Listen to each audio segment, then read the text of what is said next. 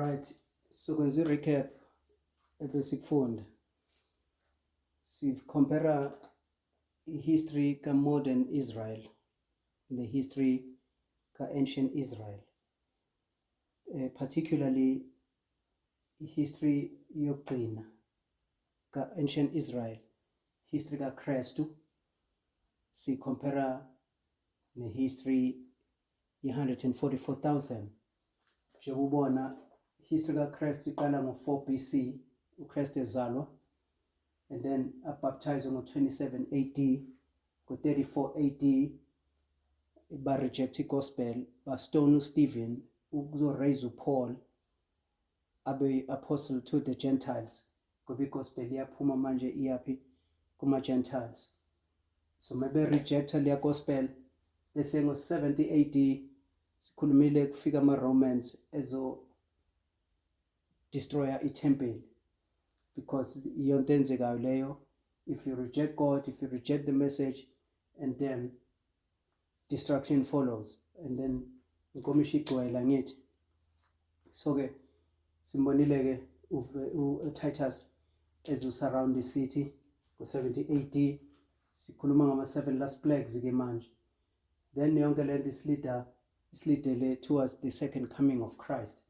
So sithi ke uJohn ePatmos urepresenta ke this second coming of Christ kuleya history kaKrestu, because Ellen White uyasitshela ukuthi ukufika kwaKrestu eze kuJohn ePatmos ezomnikeza iziprofethi kufaniswa nani in the second coming. It's the second coming yaleya history, because Kristu ufikile la okokuqala, and so masebuya ke manje fika kuJohn sekuyi second coming. So sithi ke yonke leya history njengoba senzile, you can put it together and parallel it ne-history yethu. Iqala ngo-1989 ize ngo-2001 ize nge-Sunday law kube i-close of probation, bese kuba i-second coming of Christ, njengoba esinikile lama waymarks u-Ellen White kwi-Great Controversy. So sithi ke si-compare leya history. So bese sisuka emva kwaloko ke bese ke sizofuna uku-understand lama waymarks e-1989 sizoya na-2001. So sithi 1989 i-time of the end ye-history yethu, right? So sithi ke ukuze sikwazi ukuthola ukuthi u-1989 i-history yethu, into ebesiyenza ke sithathe i-history yama-Millerites sayicompare ne-history yethu.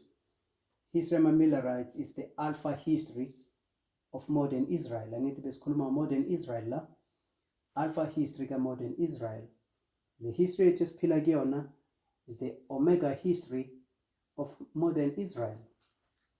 So sathi if alpha history of modern Israel been a time of the end yabo 1798, nathi at the end of the world fanele sibe ne time of the end esithi 1989.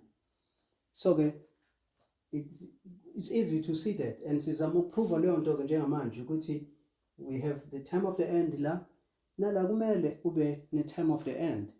So into esifuneke ukuyibheka ke according to Revelation chapter 12, ukuthi ke besinikeziwe ke leya period 1260 days, which is 1260 years. So Revelation 12, siye ku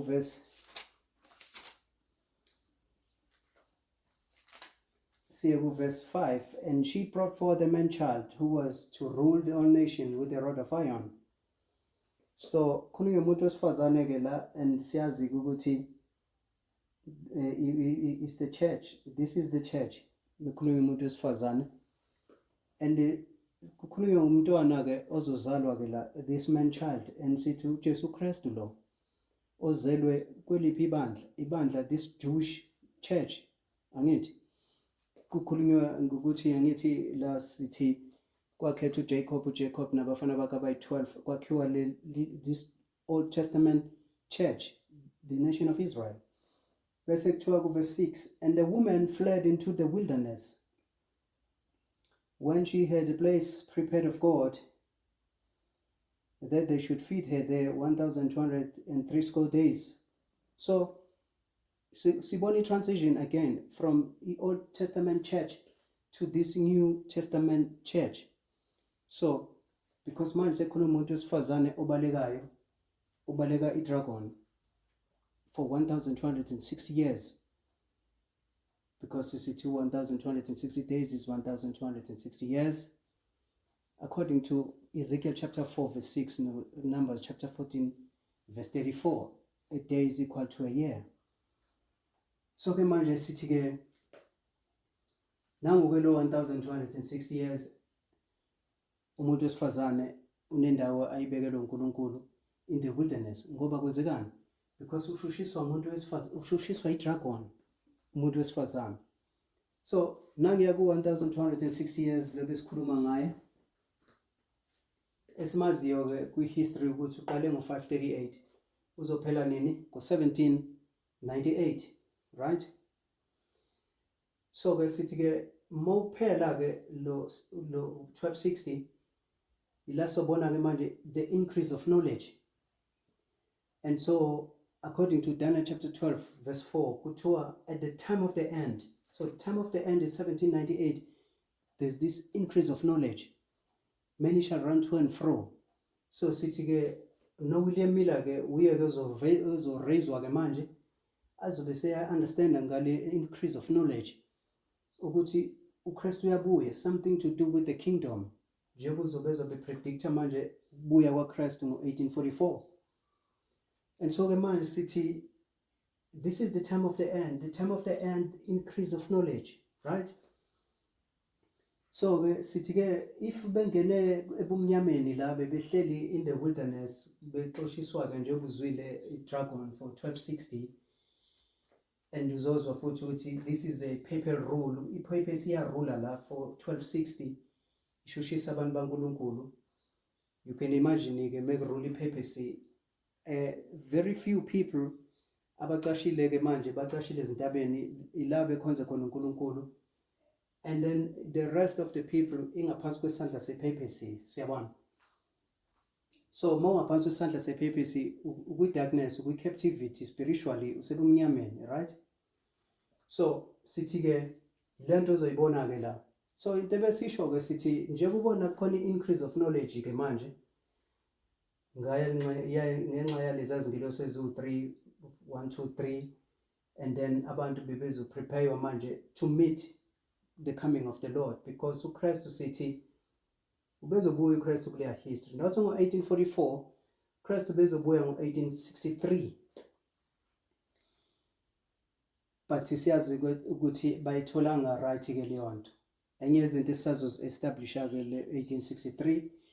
But uKristu akabuyanga. Why engabuyanga? Abantu bebengekho ready, abawenzanga futhi umsebenzi ebekufanele bawenze to be prepared, kube babe prepared ukuze uKristu abuye abayisezulwini ke ngo-1863.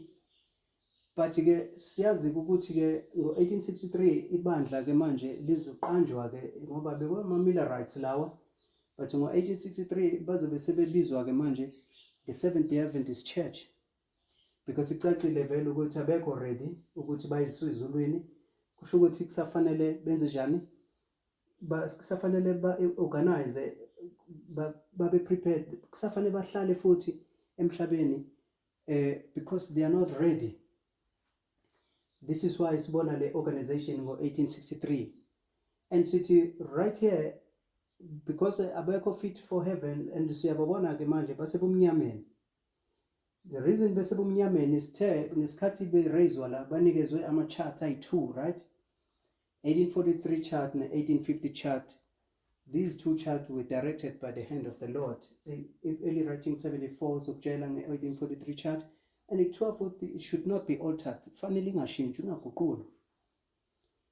Ne-1850 chart isuke izolungisa i-mistake, i-mistake siyayazi, 1843 njengoba ubona kanti uKristu ubuya nini? Ngo-1844. And so ke manje kufuneka kube khona leya correction. And so again silibonile le chart ukuthi Ellen White uzophinda endorse futhi athi I've seen that the 1850 chart by Brother Nichols ngoba uye upublishile, God's hand was in it. So isandla saNkulunkulu besikhona futhi la. So omabili lama charter endoswe uNkulunkulu, but khona i-chart elizobakhiwa ngo-1863 elakhiwa uJames White, and leli chart asizange sizwe uNkulunkulu eli-endosa. In fact, Ellen White silent about it. And so leli chart liyayi-exclude i-2520. Akhona namanye ama-prophecies angekho la, but particularly u-2520, because la sizoza uJames ekhomenta ukuthi le 2520 le uthi wrong. This is why ngayimentionanga kuleli chart. Siyabona? So truth sibonani kahle kahle. Sibona people manje abakwi-leadership beqala benzani manje. They are beginning to change the foundations. Siyabona? They are going back to this chart and fiddling with the foundations. So this is what we see in 1863. This is why sithi ke bangene ebumnyameni ke njengamanje. And secacile ukuthi from now on lesa spirit sokungafuni ukulalela umprofeti noma sokulawulwa uNkulunkulu secacile vele ukuthi sesingenile. And so because uzobona after this kuzoqhamuka amakhosi ke kule general conference abantu abazolida ke 70 Adventist Church deep to ulobumnyama. Mawuya lapha ko 1900s uzofica abantu abafana no-A.G. Daniels. Sophinde sixoxe ngalabo abantu abane input ekufakeni leli bandla ebumnyameni, because labo bantu they have a history ekufanele sizwe ngabo. Anyway, sithi ibandla from 1863 lisebumnyameni. So into esishoyo ke sithi ke nota ke manje from 1863 uya ku 1989, how many years? 126 years, right? Not 1260, but 126 years. So now we will see 126 years is the 10th of one of this 1260, because according to Revelation chapter 12 verse 17, the dragon was wroth with the woman and went to make war with the remnant of her seed. So dragon casugile icasulo umuntu wesifazane because beyifuna ukumdestroya la ku-1260. Kodwa manje uzwile kuthiwa umuntu wesifazane wenziweni uNkulunkulu bemondla umfida for 1260 years. So ipurpose ihlulekile ukudestroya ibandla likaNkulunkulu kule period, and uSathane determined ukuthi uyalidestroy ibandla likaNkulunkulu. But uSathane was surprised ukuthi even mase kufikwa ku-1798 leli bandla likhona. And so manje na uNkulunkulu uyaliphakamisa leli bandla, unikeza increase of knowledge, unikeza ama-prophecies atholakala kula ma-chart. And so uyaba establish abantu bakhe njengoba sisho befuna ukuba prepare manje for the coming of the Lord, but siyazi bebengekho ready, kusafanele benze omunye umsebenzi again, bazophinde bangene futhi kule darkness. Siyabona? And so sithi mebengena manje kule darkness bazongena 126 years, because it's the history of the remnant. The 10th is the remnant according to Isaiah chapter 6 verse 13, according to Revelation chapter 11 verse 13. So sis establishile lezi zinto ukuthi this is why sino 126. So ukuthi ke manje after 126 years fanele expect ukuthi kuzoba khona the time of the end. Siyabona? And this is why I say 1989 is the time of the end. And this is just one reason. Sisazophinde proof futhi again ukuthi why sithi 1989 is the time of the end. But the testimony of two, I think, is established. Ngofakazi ababili, every word shall be established. So sengifakazi uqala nje lo, in a nutshell, simply sizama uku-analyze le history. So yonke besiyifunda ke le kule period edlule, right?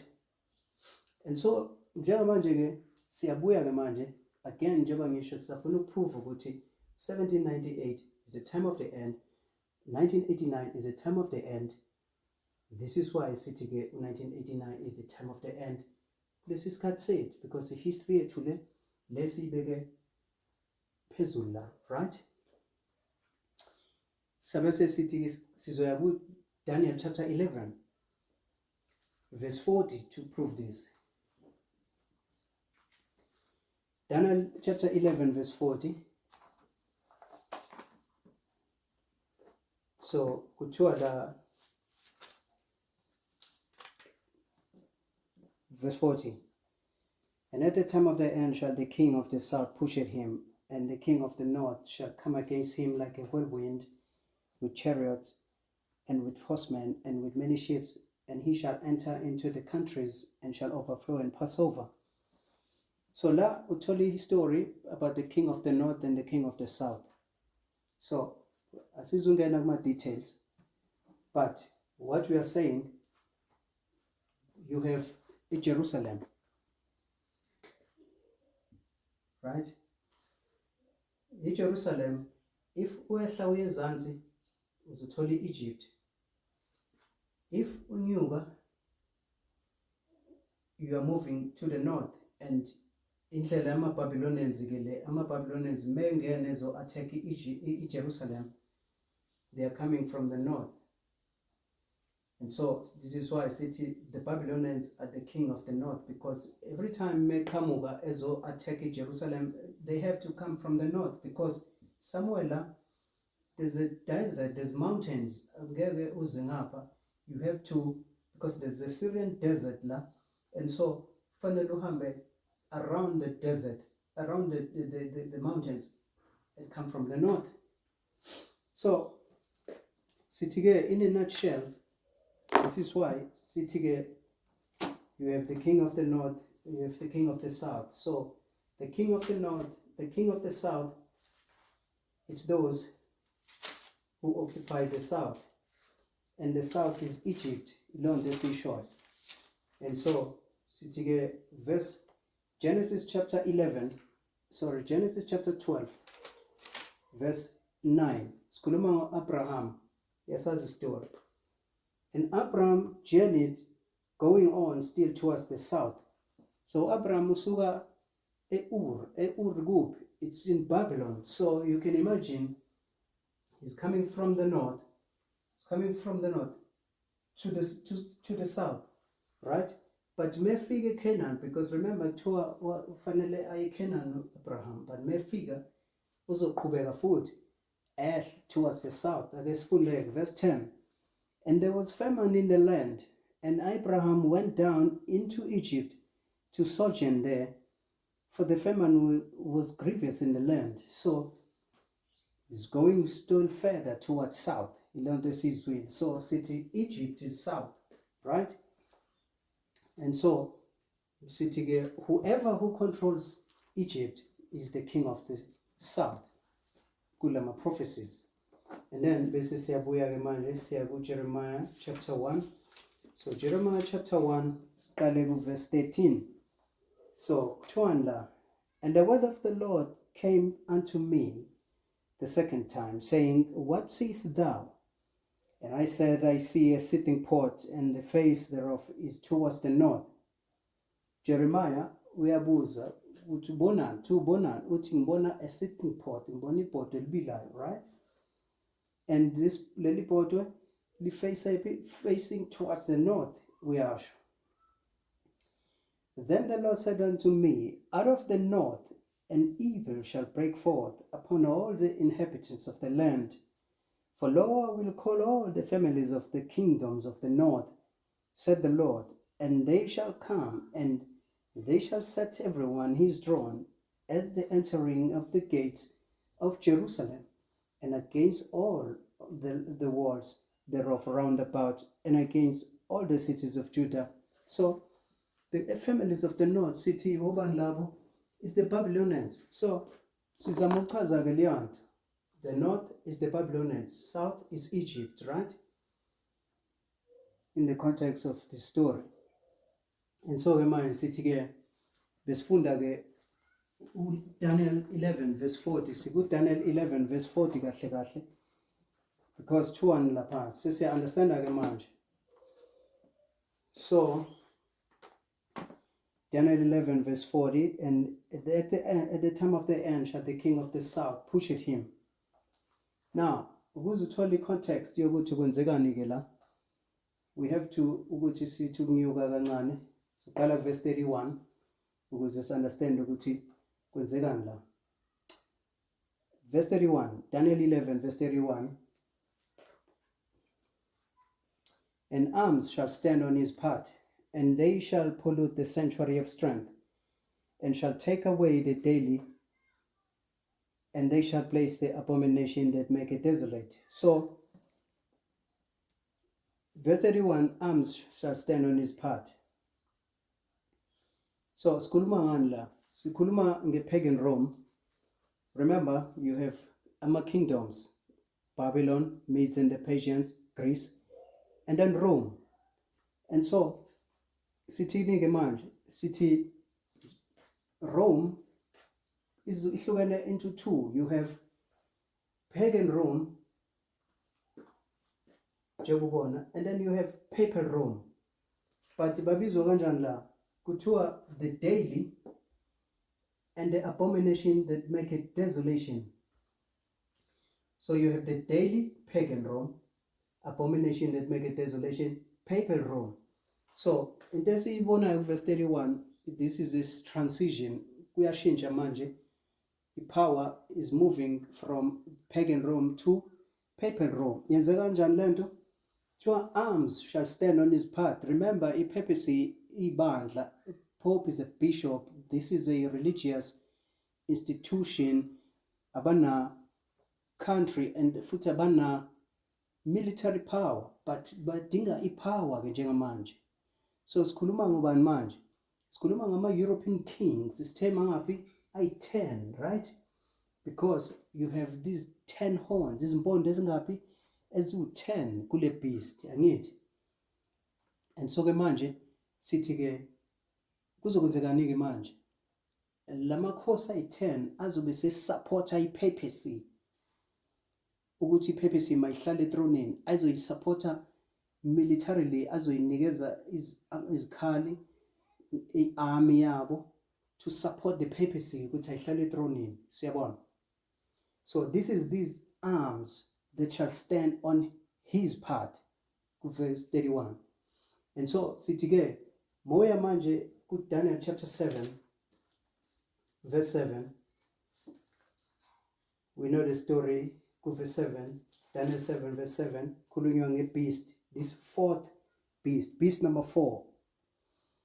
After this I saw in the night season, and behold, a fourth beast, dreadful and terrible and strong exceedingly, and it had great iron teeth, iron kingdom, angithi? This is the fourth beast, and this is Rome, the legs of iron, Daniel chapter 2. And then verse 2, and it had great iron teeth. It devoured and brake in pieces and stamped the residue with his feet of it. And it was diverse from all the beasts that were before it. And it had 10 horns. In this bond ezingaphi? Ezu-10. And so sithi ke manje le beast iney'mpondo eziwu-10, and sithi ilama European kings ayi-10 la esikhuluma ngawo, right? And France is one of them. So you have France, you have England, you have Spain, you have Switzerland, you have Portugal, you have Germany, and so forth. But bengabizwa kanje angithi France were the Franks, England Saxons lawo, Spain Servi, Switzerland Burgundians, if I'm not mistaken, but Germany Alamani. So amagama amasha lawo, these were old names, right? And wayasikho lapho. So sithi-ke you have these 10 European kings azokwenzani, azohlangana anikeze support ipapacy ukuthi ayibeke ethronini. Iyonto esiyidiscussayo leyo. But uma uqhubeka kuDaniel chapter 7 verse 8 kuthiwa lana, I considered the horns, and behold, there came up among them another little horn. Behold, whom there were 3 of the first horns plucked up by the roots.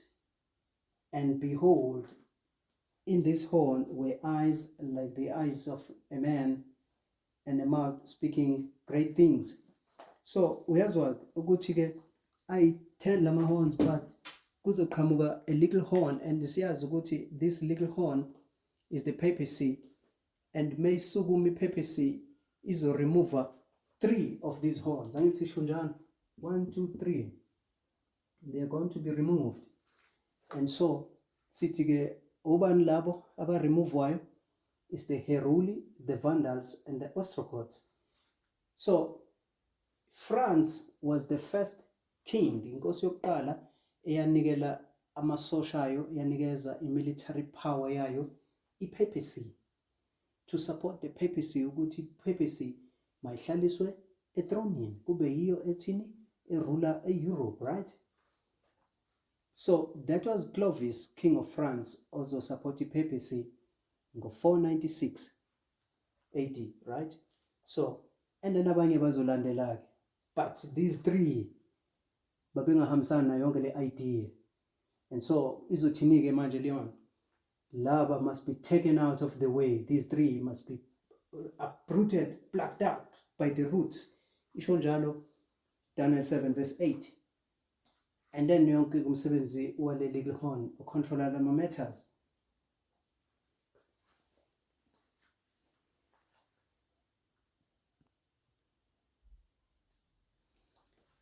So khumbula ukuthi siyakhuluma ngoverse 31, and verse 31 isivezela leya transition from pagan Rome to papal Rome, ukuthi ipope ingene kanjani ethronini. And then moya ke manje ku Daniel chapter 11 verse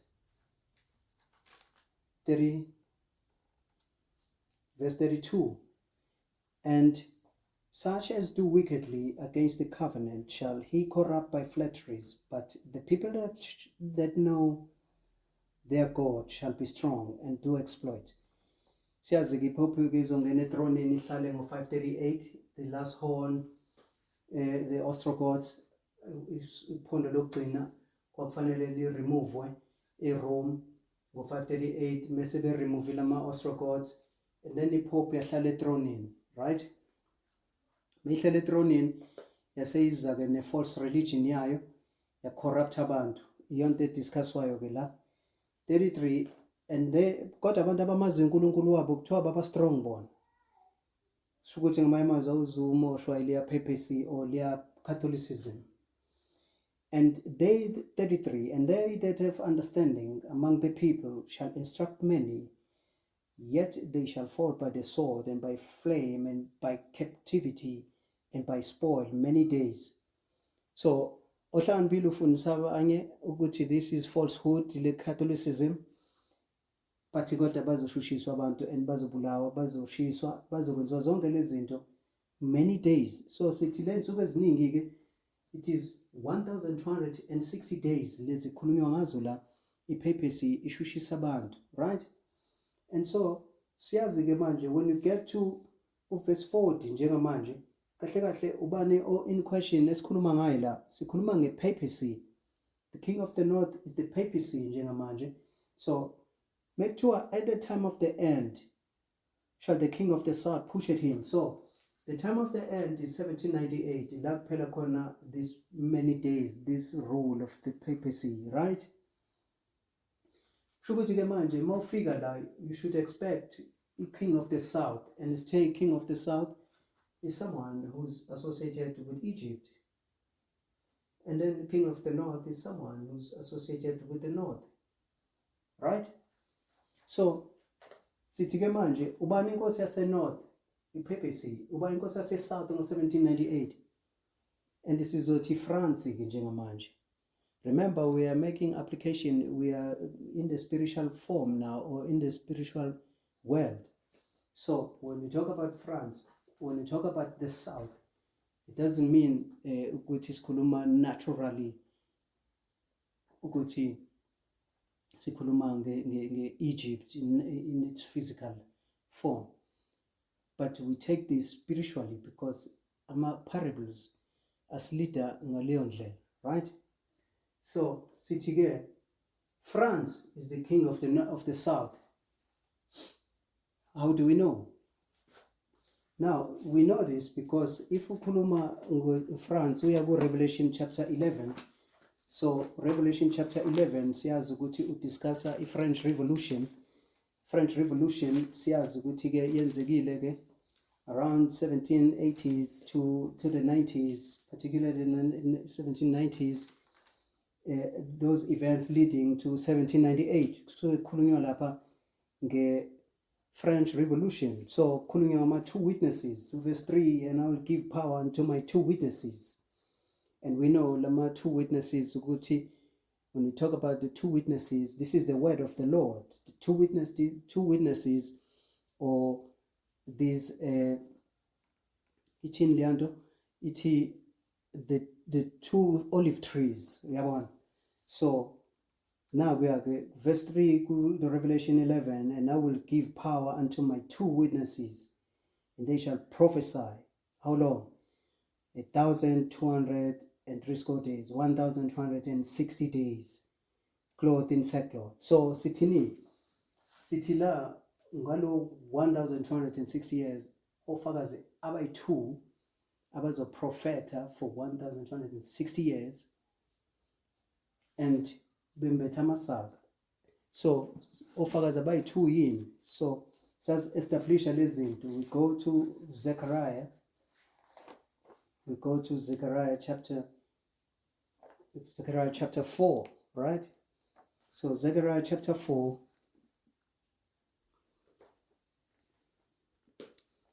sikale verse 4, or maybe sikale verse 2.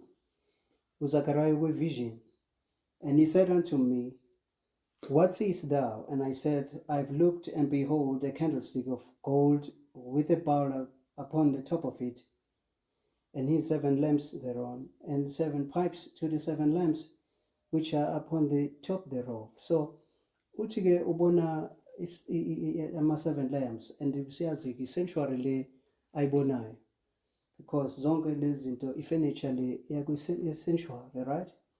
Verse 3, and 2 olive trees by it, one upon the right side of the bowl, and the other upon the left side of the bowl. So, konama olive trees ayi-2 la.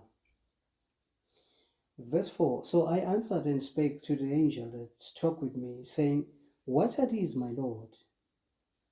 And then the angel that talked with me answered and said unto me, knowest thou not what these be? And I said, no. Awuyazi yonke le nto? Uthi hayi angazi. All right. Then bese siya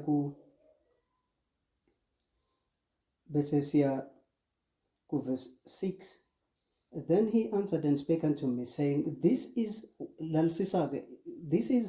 the word of the Lord, right? Unto Zerubbabel, saying, not by might, not by power, but by my spirit, said the Lord of hosts. So, ama olive trees ayi-2 yini? Is the word of the Lord. Inothe leyo nto. Then sibuye siye siku Zechariah chapter 4, right? Verse 11. Then answered I and said unto him, what are these 2 olive trees upon the right side of the candlestick, and upon the left side of thereof? And I answered again and said unto him, what be these 2 olive branches, which through the 2 golden pipes empty the golden oil upon themselves? And he answered me and said, knowest not what these be? And I said, no, my Lord. Awuyazi le nto? Then said he, these are the 2 anointed ones that stand by the Lord of the whole earth. So, sitini, the 2 olive trees are the 2 anointed ones, right? So, and in yonke is the word of the Lord. Kushiwo kanjalo izwi likaNkulunkulu leli. Right, mawubuye manje ubuyela ku Revelation chapter 11 sifunda uverse 2 ku-2 lapha. Sorry, siqala ku verse 3. And I will give power unto my 2 witnesses. Yezwa-ke? So sikhuluma ngama 2 witnesses. Ama 2 witnesses yini? These are the 2 anointed ones. Yini? These are the 2 olive trees. Yini? This is the word of the Lord. Right? So, as a prophesier, the 2 witnesses, and they shall prophesy 1,203 score days, clothed in sackcloth. Verse 4, Revelation 11, verse 4. These are the 2 olive trees and the 2 candlesticks standing before the God of the earth. Clear ukuthi sikhuluma ngani la? Ngezwi likaNkulunkulu. Kahle kahle mesikhuluma ngezwi likaNkulunkulu sikhuluma ngani? Sikhuluma ngalaba prophet abayi-2. Mothanda uzozwa ngezansi kukhulunywa ngo-Elijah no-Moses. So u-Elijah uzobhala the 5 books of Moses, right? Lokho kuzothiwa i-Pentateuch, the 5 books of Moses. Genesis, Exodus, Leviticus, Numbers, Deuteronomy, right? And then bese kuba khona izincwadi ke manje zaba-prophets, the books of the prophet. So this is why you have the law of Moses, and the prophets, the books of the prophets. So it's the law and the prophets. Isaiah chapter 8 verse 20 uzobe sekhuluma ngokuthi to the law and to the testimonies. So the law is the book of Moses, the testimony is ibhuku labaprofeti. If into ikhulumayo is not according to this word, that means there is no light in you. Isaiah 8 verse 20. So sithini-ke manje? Ibizwi likaNkulunkulu lihlukene into 2, right? And these are the 2 witnesses before the Lord. And labo fakazi abawu-2 ke manje sinaba-ke siyababona, because remember ukuthi sonzani la sikhuluma ngama-issues enzeka before 1798, and sifuna uku-establisha ukuthi kwenzekani ku-verse Daniel 11 verse 40 la sikhona, and isithe kukhona i-revolution la. And the revolution yiyo lesiyidiscussayo ku-Revelation 11. And then sithi ke manje la kushiswa amabhayibheli-ke la. Leyo nto ozoyithola-ke eFrance ukuthi bazoqoqa amabhayibheli bawashisa. I-French Revolution lesikhuluma ngayo. And so besizama nje ukuqinisekisa lesi story ukuze understand ukuthi we are talking about France. Kahle kahle ave sikhuluma ngo-Revelation 11 kulesi sifunda. But into esoyicosha njengamanje la ukuthi kuzothiwani laphayana. Into esizoyicosha nje la ku-verse 8. Izwa ku-verse 8 uthi kuthiwani, and their dead bodies shall lie in the street of the great city. So khulunywa ngamabhayibheli la, imizimba yala mabhayibheli labofakazi ababili bazolala ezitratini in that great city which is spiritually called Sodom and Egypt, where also our Lord was crucified. So sithi-ke Christ was crucified eFrance kanjani? In the form of njengoba kushiswa amabhayibheli, you are crucifying Christ. Ile nto esiyishoyo. And sithi kuthiwa spiritually this city is called Sodom because njengoba sebeshisile amabhayibheli akusekho morality and wonke umuntu uzenzela ukuthanda kwakhe. Egypt, because ba against iBhayibheli njengoFaro, wathini uFaro? Exodus chapter 5 verse 2 mekhulunywa ngokuthi uFaro wathini? Uthi uFaro angimazi uJehova mina, and akho umuntu ozohamba la mengabe etshelwa ukuthi let my people go. Uthi hayi angimazi uJehova futhi ayikho into umuntu ozohamba la. So leya idea yoku rebel against God of heaven. So this is Egypt, spirits sase-Egypt lesiya esisibona simanifesta phi eFrance, right? So sithini-ke man, remember ziningi lezi zinto ngiyazi, but kodwa asizilandele njengoba sizilandela nje ukuthi njengamanje siku-Daniel 11 verse 40, and Daniel 11 verse 40 kuthiwa at the time of the end. So the time of the end is till 1798, right? kwenzekani ngo-1798 sesiyazi ke manje you have France, the king of the south, and you have north, the king, this papacy, right? And then into before siqhubeke kufanele ukukhumbula ukuthi mayiqala leya prophecy ubani obeke ipapacy ethronini? It was Clovis of France, the first king of France, remember? Go 496. It's the French people abathathe i-military power yabo by employer ukuthi bazombeka ipapacy ethronini. So manje mayiphela ke manje leya prophecy kwenzekani? Into ozoyibona njengamanje ukuthi the Pope is going down, and ubani ozoyishonisa phansi Pope?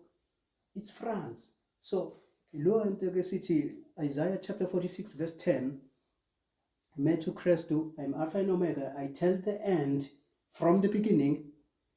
Khulunywa ngaliyana i-France ezobeka iPope ethronini, i-France ezo-remova iPope ethronini. Siyayibona liyana.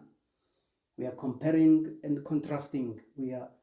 Sifuna ukubheka ama-similarities, sifuna ukubheka ama-differences. And so sithi ke kwenzekani ke ngo-1798? It was February 10, 1798. And then we have this emperor of France, Napoleon Bonaparte, and then uzothumela i-general yakhe uBerthier to invade Italy. Ngempela futhi ke bay-invade Italy, right? And then bambamba Pope bangena eVatican, bayibamba Pope Pius VI, bamthathe bamsuse ethronini yakhe, bamthatha bambeka to exile. So iPope nethrone yayo yaphela ngo-1798. This is recorded in prophecy, Revelation chapter 13, mekhulunywa nge-deadly wound, right? In one of his heads, angithi kusho njalo, the deadly wound in one of his head. Revelation 13,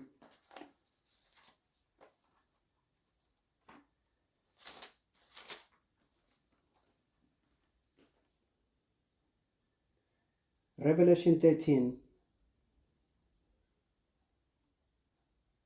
maybe we start verse 3. And I saw one of his heads as it were wounded to death, and his deadly wound was healed. And all the world wondered after the beast. So, you have a deadly wound. Ngo-1798, mhlazana ipapacy beyisuse ethronini, ilonto esiyishoyo. Isuswa ubani? This king of France, Napoleon, ethume general yakhe, Berthier, February 10, and bayithatha iPope bayisa kwi-exile. Ngo-1799, a year later, yafa iPope ifela e-exile. So this papal state, iPope ruler supremely, yaphela, finish ngo-1798. Sayibona leyon, right? So sithi ke silandelani ke la, silandela uDaniel 11 verse 40. Yona into esilandelayo la ukuthi momfunda manje so yazi ukuthi momfundo zomthola ukuthi uhlukene uverse 40 into two parts. The first part iti, at the time of the end shall the king of the south push at him. So the king of the south is France, siyasho. Push at who? Him, the papacy. Njengoba kade sichaza, bambamba uPope bamsusa ethronini, bambeka kwi-exile, right? 1798. Bese kuthiwa and, so this is part B of this verse manje. Kuthiwani ke njengamanje? And the king of the north shall come against him like a whirlwind, with chariots and with horsemen and with many ships, and he shall enter into the countries and shall overflow and pass over. So sometime in the future now, sibona ukuthi the king of the north is gonna come against him, right? Angithi sho njalo. So is going to come against the king of the south now. Liyanto ekuthiwa retaliation liyani sokuthi sibona manje inkosi yasenorth iziphindiselela ukuthi izoziphindiselela kanjani. Read carefully this verse ukuze ukwazi ukunderstand lesikhulumayo.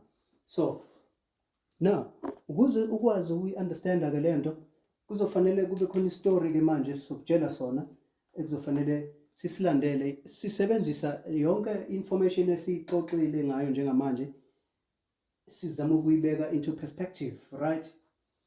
Uzwile sikhuluma ngeFrance and iFrance kuthiweni lapha ku verse 8 to Revelation 11 to this great city spiritually is called Sodom and Egypt, right?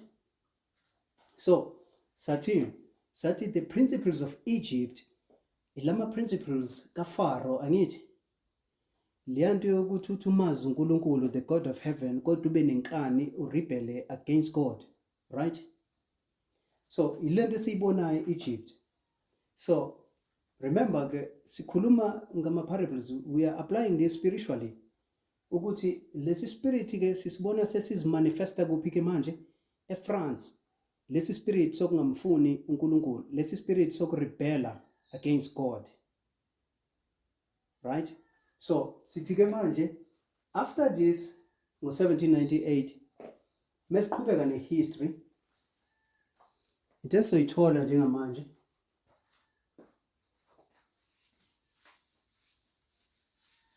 mesiqhubeka nehistory sifuna ukulandela lama principles esiwabona emanifesteka eFrance mayelana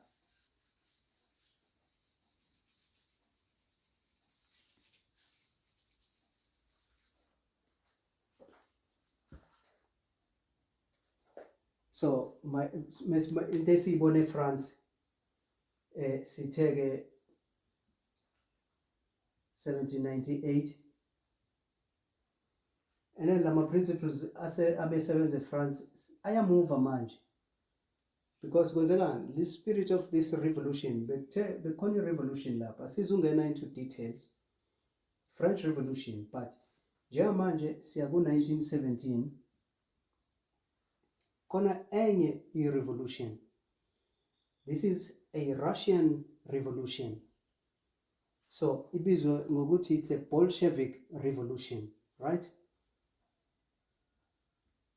Bolshevik revolution.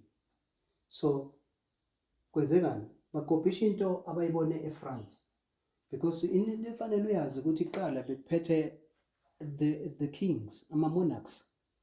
So mekuphethe inkosi, this is authoritarianism, total power, right? And so like eFrance bekuphethe uLouis XVI njengamanje, and abantu bacindezelwe ngaliya system ekuthiwa feudalism. So kusho ukuthi wena usebenza iland, and wena unasay kwiparliament, these people are abusing power. Angithi nje buzozwa ngoMary Antoinette, this woman obephila extravagantly, abuse imali yestate, angithi uyabona, because baphethe. And so abantu bazoba fed up yona yonke leyanto because ayibasebenzeli bona.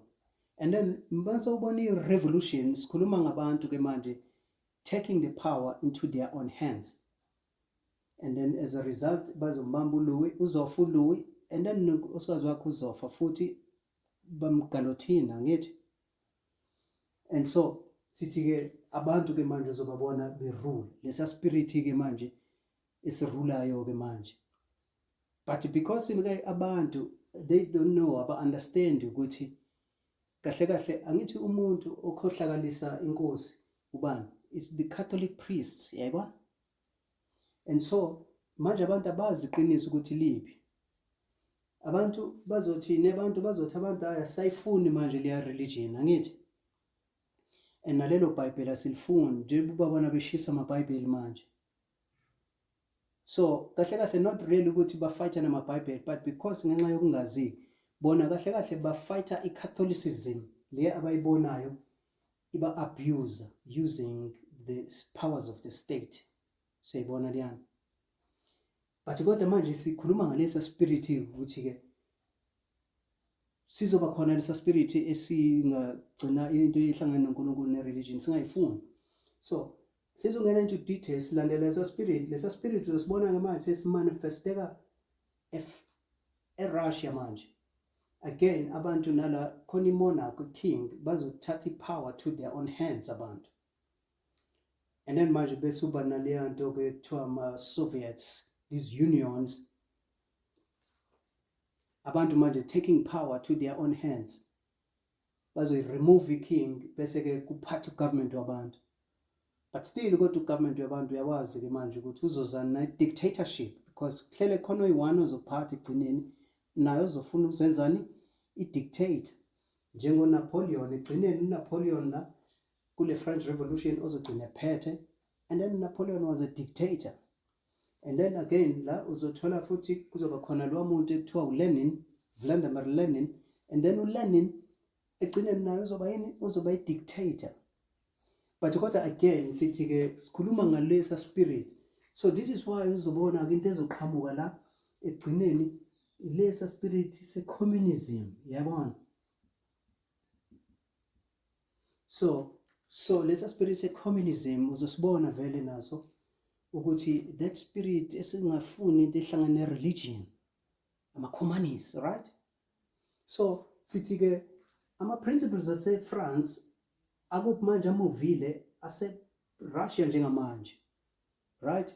Because siyaphi njengamanje?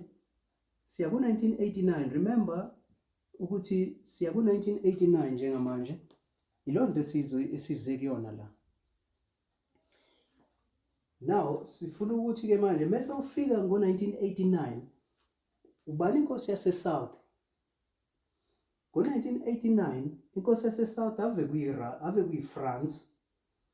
Inkosi yase-South, it is Russia, particularly USSR.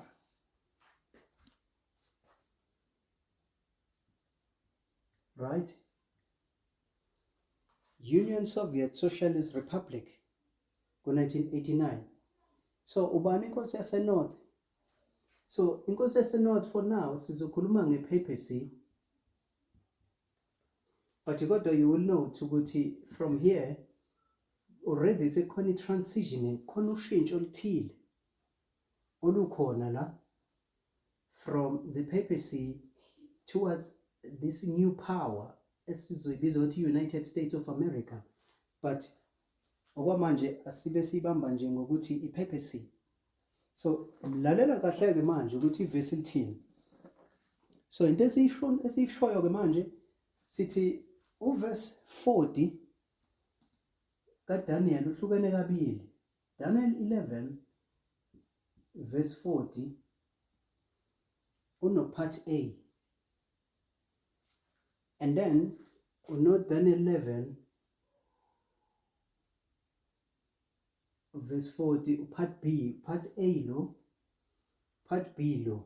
This is one verse in the Samukisho. Right? The king of the south shall push at him. France ibonile ibambu Pope in 1798 and destroy. But this khathi eziqhubeka, the king of the north is coming against him, inkosi yase-France. And inkosi yase-France njengamanje sekubani? Sekuyi-Russia. Right? Now, history yethu-ke le ekufanele siyazi-ke manje because yenzeka phambi kwethu-ke manje le nto. Kwenzekani ngo-1989? You should expect to see a war between the papacy and USSR.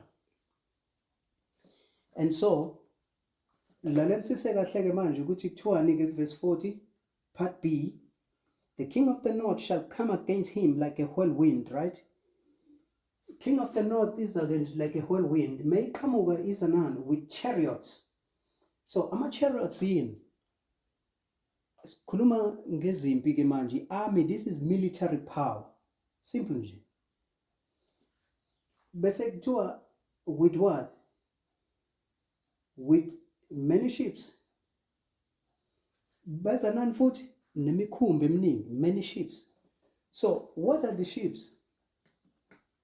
So chariots, military power, clear.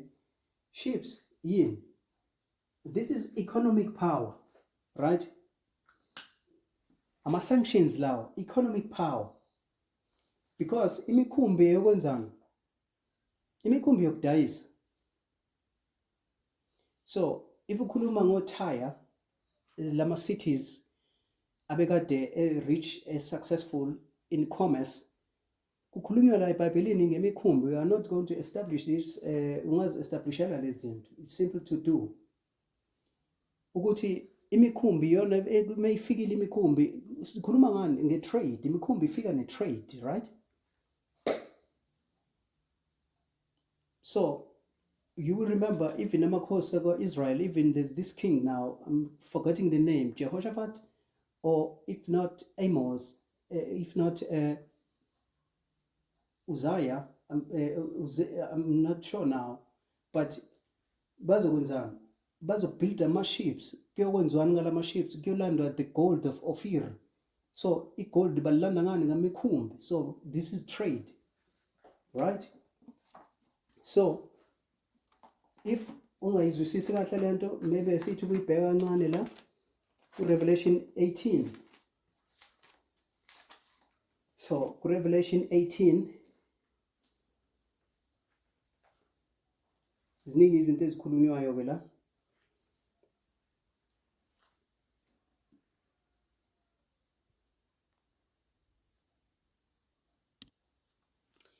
Revelation 18 verse 12. The merchandise of gold and silver and precious stones and the pearls and fine linen and the purple and silk and scarlet and all thine wood and all manner of vessels of ivory and all manner of vessels of most precious wood and of brass and iron and marble, zibalwe zonke izinto. Khulunywa ngohwebo kuyadayiswa la, i-trade le. And then bese kuzothiwa ku-verse 18, verse 17, verse 15. The merchants of these things which were made rich by her shall stand afar off for the fear of her torment, weeping and wailing, and saying, Alas, alas, that great city that was clothed in fine linen and purple and scarlet and decked with gold and precious stones and pearls. For in 1 hour so great riches is come to naught. And listen carefully now, and every shipmaster and all the company in ships and sailors, and as many as trade by sea, stood afar off and cried when they saw the smoke of her burning, saying, What city is like unto this great city? So, our shipmasters, sailors, company in the ships, bonke bamangeleke manje if bebona yonke le ngcebo nale trade iba destroyed in 1 hour. So anyway, sizokhuluma nje ngento yokuthi when you talk about mawukhuluma imikhumbi, ships, this is economic power, trade. So sithi kwenzekani ke la, ipopu mayibuya ke manje izobuya with chariots, military power, with ships, economic power. Izo-destroyer the USSR. Now, ithini ke le nto? Brief history. 1935, 1939, you will know ukuthi there was a Second World War. Sikhuluma ngo-Hitler la, Germany. And this war is between Stalin, the king of the South, or Stalin, this king of Russia, of the USSR. Hitler is coming as a king of the North la, ufuna ukuthatha wonke umhlaba. Anyway, asizungena into details with that. But i-World War II le ezophela nini? Ngo-1945. So mayiphela ngo-1945, uHitler is dead. Ufile uHitler, destroyed. And so mefa uHitler ne-goal lakhe, this Nazism, ubani osele manje oyi superpower, Russia or USSR is a superpower. And so you have Russia as a threat manje. Russia, USSR is becoming a superpower. Wonke umuntu threatened by Russia, this communism, right? And so the Americans, as we know, ever since, they are coming up now, they want to show themselves, they are this power, right? Anyway, just siyenze simple nje lento singayicomplicate. So sikhuluma ngePPC iza ne-military power. I-military power ithatha PPC ngalesi sikhathi is using the United States, is getting this support from the United States, is a military power. Siyabona? Because uPope uma ulandela leya history yanobe seyindabeni lapha ya. In fact, uyobe khona from the inside esebenza ukuthi i-USSR mayiphele ipower yayo. Esebenzisana nama-Americans. And ama-Americans amsupporta ngani? Nge-military. Right? Also amsupporta ngani? Economic power. Right? Because i-Russia ishawe ngama-sanctions njengamanje. Mekhulunywa ngama-sanctions, khuluma ngonswinyo liyanto yokuthi sanctions njengamanje, even namanje 2022-23 i-Russia is under sanctions ngenxa ya war ayenza lapha e-Ukraine. So uvalelekile akwazi ukutrade ke manje into ethile. So again, even ngo-1989 i-USSR bayishaye ngama-sanctions among other things. Asizufaka izinto eziningi because there's an information war ebeyenzeka even inside lapha ya, but asizungena kuleyo namhlanje. So according to this verse sikhuluma ke ngokuthi nali ke leli verse li-fulfilled ke manje. Leli verse liqala ku-1798 iPope isuswe ethronini, but iPope seyibona izama ukuziphindisa izifaka ethronini la, izama ukuzibeka ethronini, and manje seyiza ne-United States and izo destroy USSR. And sithi ke manje USSR was destroyed in 1989, and then manje they stopped to be a superpower. Bayaphela manje, right? And so sithi ke uverse 40 ke lo wonke lo sikhuluma ngawo, and sithi ke you can see ke manje ukuthi ke 1798 is connected to 1989. This is the second witness. Besides into besiyenza la, this is the second witness. Ngo Daniel 11 verse 40 manje siyabona ukuthi these two dates are connected, right? And mobuyele versini manje lithini verse moqala, verse 40 kuthiwani? And at the time of the end. So this is the time of the end. So the time of the end is 1798. So nayo yenzekile, but nayo enye into eyenzekayo futhi ngo-1989. So kusho ukuthi no 1989 is the time of the end. Sayibona leyanto. Zombili lezinto zilokhwe iverse eli-1. Time of the end is 1798. 1989 has to be, kumele abe a time of the end naye, because we same verse, Daniel 11 verse 40. So ngicabanga ukuthi konke esizwayo la and then ke manje from here into ozoyithola ke, and izothola ukuthi even this PPC from this point on akazoyithola i-honor ayifunayo, because njengamanje the Americans from here, ama-Americans wona manje azoziraise. So ithi ke liyanto from this point on 1989 mawukhuluma nge-King of the North, sikhuluma ngama-Americans njengamanje, because uPope, even uPope, lento azama ukuyenza la ayizange imnike ipower, ayizange imnike amandla, because sizongena ku-Revelation chapter 13 manje ukuthi vele from 1798 vele kukhona leya power eqhamukayo vele, the lamb-like beast, angithi yabo, and that lamb-like beast is the United States of America. And so ipapacy is not going to be a significant power anymore. So sizophinde sizi-establishe lezo zinto.